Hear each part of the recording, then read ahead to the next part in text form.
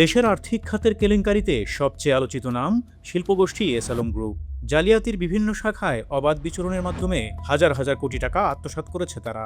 এবার সামনে এলো এমন তথ্য জানিয়ে ব্যাপক চাঞ্চল্যের সৃষ্টি হয়েছে। ফুচকা চটপটির দোকান, ভাঙারি ও ডিম ব্যবসা সহ ছোটখাটো নানা উদ্যোগ দেখিয়ে ইউনিয়ন ব্যাংক থেকে প্রায় 18,343 কোটি টাকা আত্মসাৎ করেছে এসালম গ্রুপ। আর এসব তথ্য উঠে এসেছে দুর্নীতি দমন কমিশনের প্রাথমিক অনুসন্ধানে। দুদক সূত্রে জানা গেছে, ব্যাংক কর্মকর্তাদের যোগসাজশে বিনা জামানতে নামসর্বস্ব প্রতিষ্ঠানের নাম দেখিয়ে ও ভুয়া কাগজপত্র তৈরি করে ইউনিয়ন ব্যাংক থেকে বিপুল ঋণ জালিয়াতি করা হয়েছে। এসালম গ্রুপ একাই 18,343 কোটি টাকা হাতিয়ে নিয়েছে, যা ইউনিয়ন ব্যাংকের মোট ঋণের প্রায় 64%। জানা গেছে, ঋণ জালিয়াতিতে ব্যাংকটির সাবেক এমডি এবিএম মোকামেল হক চৌধুরী, আব্দুল হামিদ মিয়া ও ওমর ফারুক সহ শীর্ষ পর্যায়ের বেশ কয়েকজন কর্মকর্তার নাম এসেছে। নাম সর্বস্ব প্রতিষ্ঠান দেখিয়ে প্রায় 242 জনের নামে ঋণ দেন তারা।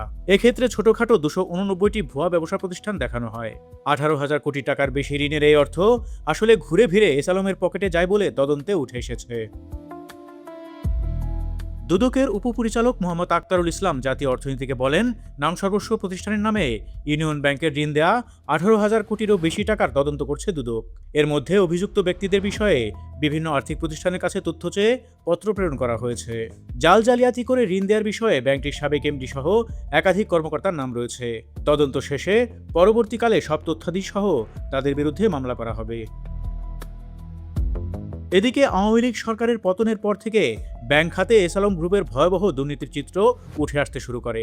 ব্যাংক দখল সহ ঋণের নামে হাজার হাজার কোটি টাকা আত্মসাৎ ও বিদেশে পাচারের তথ্য পাওয়া যায়। দুদক সূত্রে জানা গেছে, এসালমের বিরুদ্ধে এখন পর্যন্ত মোট 27টি মামলা করেছে সংস্থাটি।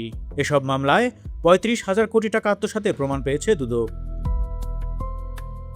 নাম প্রকাশ না করার শর্তে দুদকের এক কর্মকর্তা জানান, এসালমের বিরুদ্ধে প্রায় 2 লাখ কোটি টাকার অভিযোগ পাওয়া গেছে। সেগুলো যাচাই বাছাই করে এখন পর্যন্ত দুদক 27টি মামলা করেছে।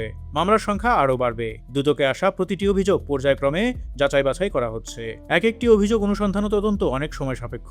এর মধ্যে কমিশন না থাকায় নতুন মামলায় যাওয়া হচ্ছে না বলে জানান তিনি।